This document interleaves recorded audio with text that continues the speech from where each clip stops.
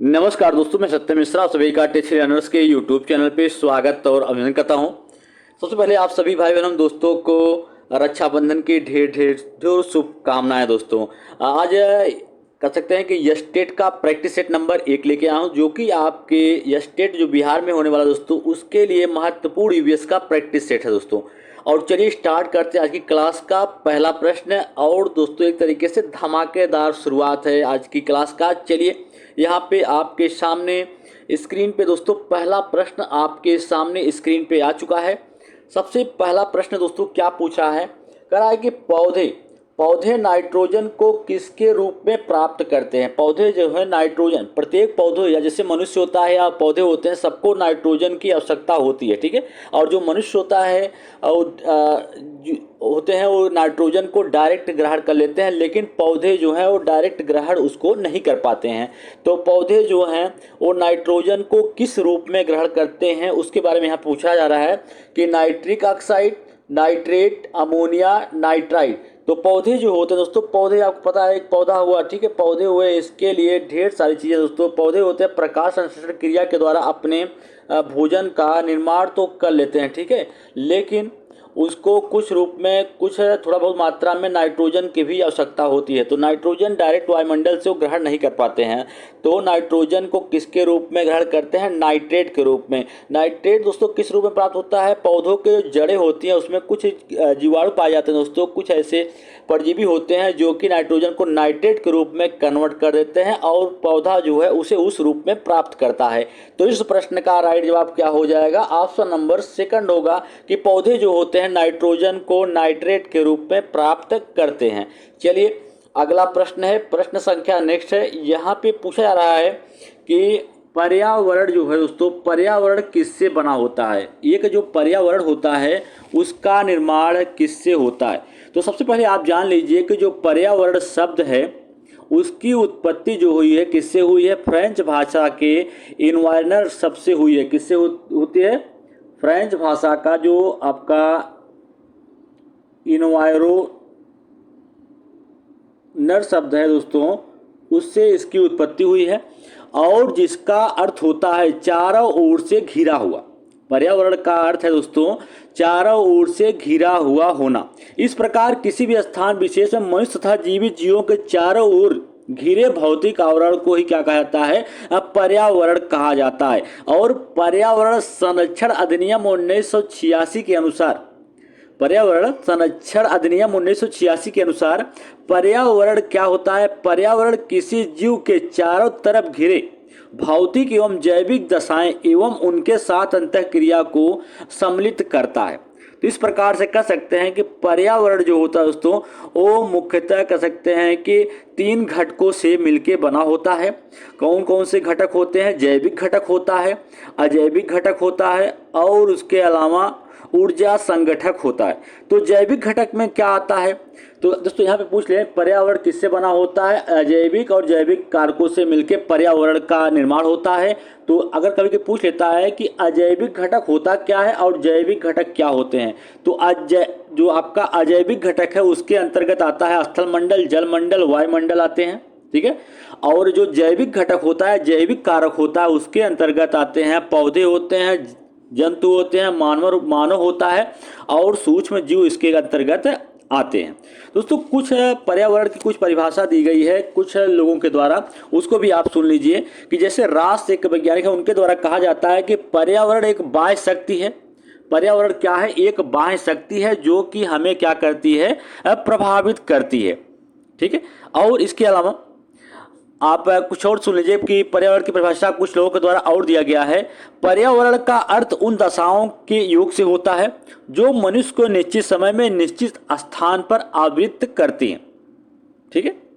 और फिटिंग एक वैज्ञानिक है दोस्तों, उनका कहना है कि पर्यावरण होता क्या है, पर्यावरण किसी जीवधारी को प्रभावित करने वाले समस्त कारकों का योग होता है, क्या होता है, पर्यावरण किसी जीवधारी को प्रभावित करने वाले समस्त कारकों का जो योग होता है वो क्या कहलाता है, पर्यावरण कहलाता है। और पर्यावरण कभी कभी पूछ लेता है दोस्तों, पर्यावरण पढ़ाने का उद्देश्य क्या होता है। पर्यावरण अध्ययन कराने का या पढ़ाने का मेन उद्देश्य ये होता है कि ताकि पर्यावरण के प्रति जागरूकता उत्पन्न की जाए और पारिस्थितिकीय प्रणाली का ज्ञान दिया जाए और पर्यावरण संरक्षण हेतु विभिन्न उपायों की जानकारी देना और पर्यावरण संतुलन और उसके प्रभावों का ज्ञान देना। चलिए आगे चलते हैं। इस प्रश्न का राइट जवाब क्या हो जाएगा, पर्यावरण किससे बना होता है, तो पर्यावरण अजैविक और जैविक कारकों का योग होता है। चलिए अगले प्रश्न पे। अब प्रश्न संख्या नेक्स्ट दोस्तों, यहाँ पे पूछा जा रहा है कि इको मार्क जिन भारतीय उत्पादों को दिया जाता हुए हैं, इको मार्क जो होता है जिन भारतीय उत्पादों को दिया जाता हुए हैं, शुद्ध और मिलावटी रहित, प्रोटीन से भरपूर, पर्यावरण के अनुकूल या आर्थिक रूप से व्यवहार्य। तो इको मार्क दोस्तों जिन भारतीय उत्पादों को दिया जाता है वो क्या होते हैं दोस्तों, पर्यावरण के अनुकूल होते हैं, तभी उनको इको मार्क दिया जाता है। ठीक है, चलिए इस प्रश्न का राइट जवाब क्या हो जाएगा, ऑप्शन नंबर 3 होगा। चलते हैं अगले प्रश्न पे। यहाँ पे दोस्तों प्रश्न है कि कौन सी गैसें अपने ग्रीन हाउस प्रभाव से ग्लोबल वार्मिंग में योगदान देती हैं। तो ग्लोबल वार्मिंग की घटना कब घटित होती है, जब पृथ्वी का तापमान जो दोस्तों आवश्यकता से अधिक बढ़ जाए या अधिक मात्रा में बढ़ जाए, तो वही घटना क्या कहलाती है, ग्लोबल वार्मिंग कहलाती है। तो ग्लोबल वार्मिंग की घटना में दोस्तों मेन कार्य होता है कि सूर्य से आने वाले कुछ किरणें ऐसी होती हैं दोस्तों जो कि पृथ्वी पर मौजूद कुछ गैसें होती हैं जो कि उसको वापस जाने नहीं देती हैं और इन्हें रोक के रखती हैं। इसी कारण ऐसा होता है कि पृथ्वी का जो तापमान होता है वो बहुत अधिक बढ़ जाता है। कभी कभी पूछ लेता है ग्लोबल वार्मिंग में योगदान देने वाली सबसे अधिक योगदान देने वाली कौन सी गैस है। तो अगर सबसे अधिक पूछ लेता है तो सबसे अधिक कार्बन डाइऑक्साइड होती है दोस्तों। और इसमें पूछ रहा है कि कौन सी गैसें अपने ग्रीन हाउस प्रभाव में योगदान देती हैं, carbon dioxide, nitrous oxide, methane, उपयुक्त में से एक से अधिक या उपयुक्त में से कोई नहीं। दोस्तों आपको बता दें कि ग्रीन हाउस गैसों में ग्रीन हाउस जो गैसें होती हैं उसमें carbon dioxide, nitrous oxide, methane होता है, जलवाष्प होता है और CFC, ये सभी क्या होते हैं दोस्तों, ग्रीन हाउस गैसें होती हैं। तो इसमें से जो राइट जवाब होगा कि उपयुक्त में से एक से अधिक, तो यही इसका राइट जवाब हो जाएगा। चलिए अगले प्रश्न पे। प्रश्न संख्या नेक्स्ट है। यहाँ पे पूछा जा रहा है दोस्तों कि बिहार के लोगों के लिए मधुमक्खी पालन आरंभ करने की सर्वश्रेष्ठ अवधि कौन सी है। जनवरी से मार्च, अप्रैल से जून, जुलाई से सितंबर, अक्टूबर से दिसंबर। तो बिहार के लोगों का सबसे मुख्य व्यवसाय जो होता है क्या होता है दोस्तों, मधुमक्खी पालन होता है। और मधुमक्खी पालन के जो सबसे उपयुक्त समय माना गया है वो क्या होता है, अक्टूबर से लेके दिसंबर का मंथ जो होता है सबसे उपयुक्त होता है। और उपयुक्त होने का मेन रीजन ये होता है कि रानी मधुमक्खी जो होती है दोस्तों, रानी मक्खी जो होती है और इसी मंथ में जो होती है अंडा देने का काम करती है, इसलिए सबसे उपयुक्त समय यही माना जाता है। तो इस प्रश्न का राइट जवाब क्या होगा, ऑप्शन नंबर 4 इसका राइट जवाब होगा। चलते हैं अगले प्रश्न पे। अब दोस्तों यहाँ पे प्रश्न पूछ लिया है कि पृथ्वी का अपमार्जक कौन होता है। पृथ्वी का अपमार्जक कौन होता है, जीवाणु या कवक होते हैं या कौन होता है। ठीक है, पृथ्वी का अपमार्जक जीवाणु या कवक, मृदा व जल, पशु पक्षी। तो पृथ्वी का अपमार्जक जो सड़े गले जीवों पर निर्भर होते हैं दोस्तों क्या कहलाते हैं, वो पृथ्वी का अपमार्जक कहलाते हैं। तो अपमार्जक में कौन आता है दोस्तों, जीवाणु तथा कवक जो होते हैं वो अपमार्जक के रूप में आते हैं। तो इस प्रश्न का राइट जवाब ऑप्शन नंबर 1 है। चलिए अगले प्रश्न पे। प्रश्न संख्या नेक्स्ट है। यहाँ पे पूछा जा रहा है कि बी रुधिर वर्ग वाला व्यक्ति जिन रुधिर वर्गों के व्यक्तियों को रक्तदान करता हुआ कौन से। कोई व्यक्ति है दोस्तों जिसका रक्त समूह क्या है, बी है, वो किन किन लोगों को रक्तदान दे सकता है। तो सबसे पहले आपको बता दें कि जो रक्त समूह को डिवाइड किया था किसने किया था।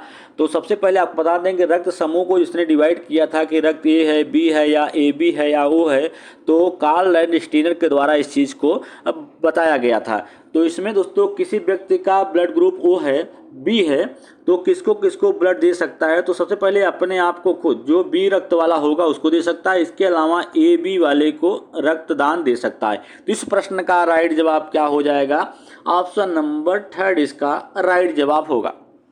चलिए अगले प्रश्न पे। प्रश्न संख्या नेक्स्ट है। अब यहाँ पे दोस्तों पूछा जा रहा है कि हमारे वातावरण में किन किस गैस की सांद्रता सबसे अधिक होती है। कहने का मतलब है हमारे वातावरण में कौन सी गैसें हैं जो सबसे अधिक मात्रा में पाई जाती हैं, जिसका सांद्रण सबसे अधिक होता है। तो सबसे ज़्यादा सांद्रण किसका होता है? Oxygen, hydrogen, nitrogen, carbon dioxide. तो सबसे ज़्यादा मात्रा में गैसें दोस्तों कौन सी पाई जाती है? नाइट्रोजन पाया जाता है, फिर उसके बाद ऑक्सीजन पाया जाता है। ठीक है, तो सबसे अधिक सांद्रण किसका होता है? नाइट्रोजन सर्वाधिक होता है। चलिए आगे चलते हैं। प्रश्न संख्या नेक्स्ट है। अब यहाँ पे दोस्तों पूछ रहा है कि कौन सा मानव पर्यावरण का घटक नहीं है? भूमि, धर्म, समुदाय, जनसंख्या। तो कौन सा मानव पर्यावरण, पर्यावरण का नहीं, मानव पर्यावरण घटक नहीं है? धर्म, समुदाय, जनसंख्या, ये सभी क्या है? मानव पर्यावरण के घटक है, जबकि भूमि जो है सिर्फ पर्यावरण का घटक है। तो इस प्रश्न का राइट जवाब ऑप्शन नंबर फर्स्ट होगा। चलिए अगले प्रश्न पे। प्रश्न संख्या नेक्स्ट है। अब यहाँ पे दोस्तों पूछा जा रहा है कि संयुक्त राष्ट्र पर्यावरण कार्यक्रम UNEP का मुख्यालय कहाँ पे है? हेग में, नैरोबी, न्यूयॉर्क या वाशिंगटन DC। तो संयुक्त राष्ट्र पर्यावरण कार्यक्रम का मुख्यालय कहाँ पे अवस्थित है? नैरोबी में अवस्थित है। चलिए अगले प्रश्न पे। प्रश्न संख्या नेक्स्ट है। अब यहाँ पे दोस्तों पूछा रहा है कि निम्नलिखित में से कौन सा एक कृत्रिम पारिस्थितिकी तंत्र है? इसमें से पूछा रहा है कि कौन सा एक जो है कृत्रिम पारिस्थितिकी तंत्र है। तो सबसे पहले दोस्तों आप जान लीजिए कि पारिस्थितिकी होता क्या है। कभी पूछ ले कि पारिस्थितिकी होता क्या है, तो आप सुनिएगा पारिस्थितिकी के बारे में। पारिस्थितिकी विज्ञान के अंतर्गत समस्त जीवों तथा भौतिक पर्यावरण के बीच उनके अंतः संबंधों का अध्ययन किया जाता है। पारिस्थितिकी तंत्र जो है को अंग्रेजी में इकोलॉजी कहती, इसको क्या कहता है अंग्रेजी भाषा में? इसको इकोलॉजी के कहा जाता है अंग्रेजी भाषा में। और जिसकी उत्पत्ति ग्रीक भाषा के ओआइकोस और लोगस शब्द से हुई है। ये दो शब्दों से मिलकर बना हुआ है दोस्तों। एक है ओआइकोस और दूसरा है लोकस। दूसरा शब्द क्या है? लोकोस। लोगोस शब्द से ये आपका बना हुआ है। ठीक है, तो अब बता दें आपको कि सर्वप्रथम इकोलॉजी शब्द का प्रयोग किसने किया था? सबसे पहले अगर पूछ लेता है कि जो पारिस्थितिकी तंत्र है या इकोलॉजी है, उसका सबसे पहले प्रयोग किसने किया था दोस्तों? तो अर्नेस्ट हैकल। सबसे पहले इसका उपयोग किसके द्वारा किया गया था? अर्नेस्ट हैकल के द्वारा इसका सबसे पहले प्रयोग किया गया था। ठीक है, अर्नेस्ट हैकल के द्वारा इसका सबसे पहला प्रयोग उनके द्वारा किया गया था इस शब्द का। तो इसमें पूछ रहा है कि कौन सा कृत्रिम पारिस्थितिकी तंत्र है। देखिए दोस्तों, कृत्रिम मतलब जो बनाया जाए, खुद से उसका डिजाइन किया जाए, वो क्या कहलाता है? कृत्रिम पारिस्थितिकी तंत्र कहलाता है। तो यहाँ पे दोस्तों कृत्रिम पारिस्थितिकी तंत्र चावल के खेत, जंगल, घास का मैदान या झील। तो कृत्रिम पारिस्थितिकी तंत्र कौन सा है? चावल का खेत जो है वो कृत्रिम पारिस्थितिकी तंत्र है। ठीक है, चलिए अगले प्रश्न पे चलते हैं। प्रश्न संख्या नेक्स्ट है।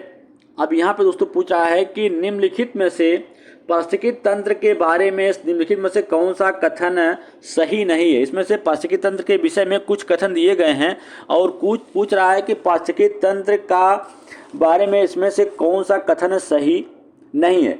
इसमें अजैविक और जैविक दोनों घटक सम्मिलित होते हैं। इसकी अपनी उत्पादकता है। यह एक बंद प्रणाली है। यह एक प्राकृतिक संसाधन प्रणाली है।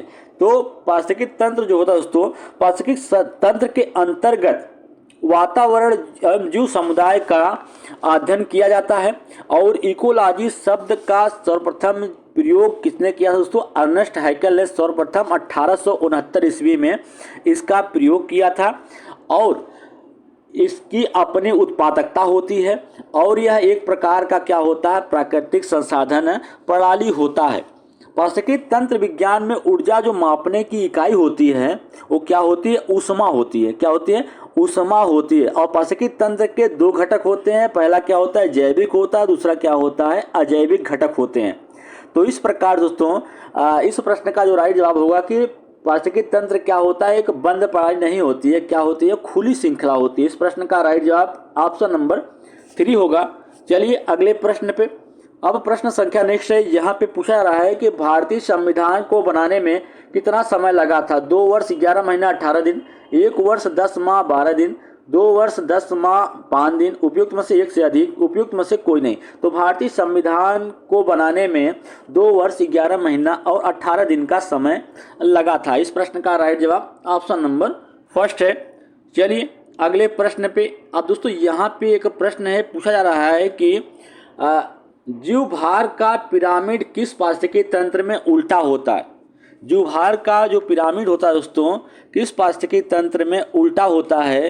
तो सबसे पहले यहाँ से आपको बता दें कि जीवभार का पिरामिड किस पारिस्थितिकी तंत्र में उल्टा होता है। वन, तालाब, घासीय स्थल, शुष्क स्थल। तो किसमें दोस्तों क्या होता है, उल्टा होता है। तो उल्टा तालाब में होता है, बाकी सभी में जीवभार का जो पिरामिड होता है उल्टा होता है। और जीवभार में जो ऊर्जा होती है, स्थानांतरण होता है, वो एक में से दूसरे में मात्र 10% ही ऊर्जा का स्थानांतरण होता है। और इस नियम को किसके द्वारा दिया गया था, लिंडेमान के द्वारा इस नियम को दिया गया था या प्रतिपादित किया गया था। तो चलिए अगले प्रश्न पे चलते हैं। प्रश्न संख्या नेक्स्ट है। अब यहाँ पे दोस्तों पूछा जा रहा है कि जैव विविधता का अर्थ क्या है। विभिन्न प्रकार के पौधे एवं वनस्पतियां, विभिन्न प्रकार के जानवर, एक विशेष क्षेत्र में विभिन्न प्रकार के पौधे और जानवर, विभिन्न प्रकार के विदेशी पौधे और जानवर। तो इसमें दोस्तों आपको बताना है कि जैव विविधता के बारे में यहाँ पे प्रश्न पूछ लिया गया है और जैव विविधता होता क्या है। तो सबसे पहले आप जानिए कि किसी भी जैव विविधता होता क्या है कि किसी भी प्राकृतिक प्रदेश अथवा बायोम में मिलने वाले पौधे एवं जंतुओं की प्रजातियों की विविधता को ही क्या कहता है, जैव विविधता कहते हैं। ठीक है। और जैव विविधता का सर्वप्रथम प्रयोग किसने किया था दोस्तों, रेमंड एफ दासमान ने किया था। ठीक है। और जैव विविधता शब्द को दोस्तों जो माना जाता है कि जैव विविधता शब्द का प्रयोग सबसे पहले वाल्टर जी रोजेन के द्वारा 1985 ईस्वी में किया गया था।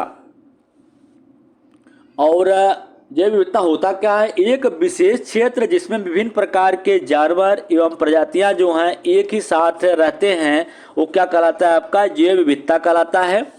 और इस प्रश्न का राइट जवाब क्या हो जाएगा, ऑप्शन नंबर 3 हो जाएगा। और जैव विविधता के महत्व के बारे में आप जान लीजिए कि दोस्तों कि जैव विविधता का महत्व क्या होता है कि जैव विविधता पृथ्वी पर जीवन का एक आधार है।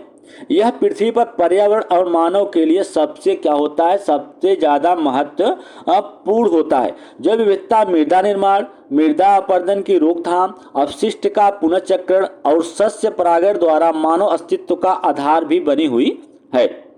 चलिए अगले प्रश्न पे चलते हैं दोस्तों। प्रश्न संख्या नेक्स्ट है। अब यहाँ पे हम प्रश्न संख्या नेक्स्ट पे आ गए। यहाँ पे पूछा जा रहा है कि बाला का पूर्ण रूप क्या होता है, brain aided learning assignment, braille as learning aid, building as learning aid या braille as aided learning assistment. तो बाला का पूर्ण रूप क्या होता है दोस्तों, बिल्डिंग एज लर्निंग एड होता है। इस प्रश्न का राइट जवाब क्या होगा, ऑप्शन नंबर 3 इसका राइट जवाब होगा। चलिए अगले प्रश्न पे। प्रश्न संख्या नेक्स्ट है। अब यहाँ पे दोस्तों मधुबनी चित्रकला के बारे में पूछा जा रहा है कि कथन एक है कि इन चित्रों को बनाने के लिए नील, हल्दी, फूलों और पेड़ों के रंग आदि का उपयोग किया जाता है। बी क्या है, चित्रों में मानव, पशु, पेड़, फूल, पक्षी आदि दिखाई देते हैं। सी है कि यह लोक कला का बहुत ही पुराना रूप है और इसका नाम मधुबनी के नाम पे पड़ा है। डी है मधुबनी राजस्थान का एक प्रसिद्ध जिला। दोस्तों यहीं पे आपको बाकी 3 कथन बिल्कुल सही है। ये चौथा कथन जो है कि मधुबनी जो है राजस्थान का नहीं, एक बिहार का एक प्रसिद्ध जिला है। तो इस प्रश्न का राइट जवाब क्या होगा, ए, बी और सी कथन क्या है, राइट है। तो ऑप्शन नंबर 4 इसका राइट जवाब हो जाएगा। चलिए अगले प्रश्न पे। प्रश्न संख्या नेक्स्ट है कि मच्छरों के प्रजनन की रोकथाम के लिए कई विधियां प्रस्तावित की जाती हैं। निम्नलिखित में से वह विधि ज्ञात कीजिए जो कि मच्छरों के प्रजनन को नहीं रोकती। कूलर के पानी को सप्ताह में कम से कम 2 बार बदलें, बिल्कुल सही। ऐसा करने से दोस्तों मच्छरों का प्रजनन रुक जाता है। तालाब और पानी इकट्ठा होने वाले स्थानों में मछली डालें जो कि मच्छरों के लार्वा को खा जाता है, बिल्कुल सही। मच्छरदानी का प्रयोग करें, गलत है दोस्तों, क्योंकि मच्छरदानी का प्रयोग उसके प्रजनन को नहीं सिर्फ रोकथाम के लिए होता है। यदि किसी स्थान पर पानी इकट्ठा हो गया हो तो तेल का छिड़काव करें, ये भी सही है।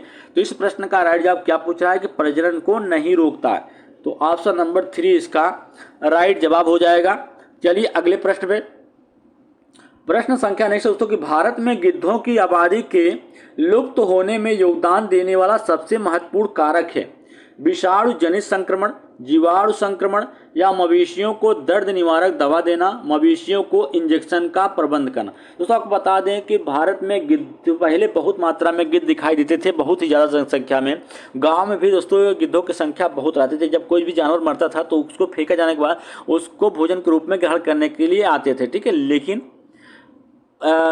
इनकी जो संख्या है एक टाइप से कह सकते हैं कि लुप्त हो गए हैं। अब गांव में आप इनको नहीं देख सकते हैं, सिर्फ पहाड़ी इलाकों में इनको देखा जा सकता है। और सबसे मेन कारण क्या है लुप्त होने का कि जो मवेशी या जो पालतू जानवर होते हैं दोस्तों, जो उनको दर्द निवारक दवा दी जाती है, यही मेन कारण होता है इनके लुप्त होने का। दोस्तों इनको दिया जाता है, धीरे धीरे जब मर जाते हैं दोस्तों इन्हीं को भोजन के रूप में ग्रहण करते हैं, तो इस कारण से इनकी जो संख्या है वो खत्म होती चली गई।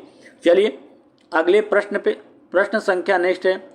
अब दोस्तों एक प्रश्न है और एक यहाँ पे जैव विविधता क्या है। आनुवंशिक विविधताएं, पृथ्वी पर मौजूद सभी जैविक प्रजातियां, जैविक समुदायों के बीच विभिन्नताएं, पारिस्थितिकी तंत्र में बदलाव।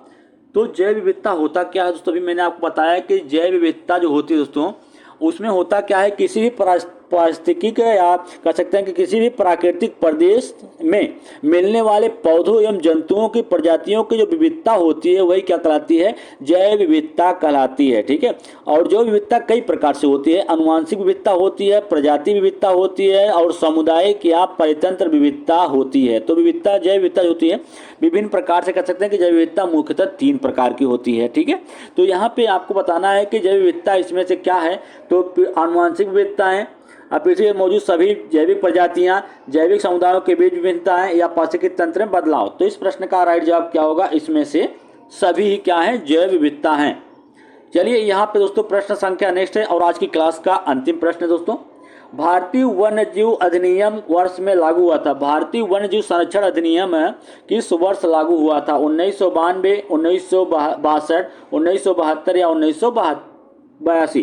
तो भारत में वन्यजीव अधिनियम कब लागू हुआ था, सन 1972 ईस्वी में लागू हुआ था।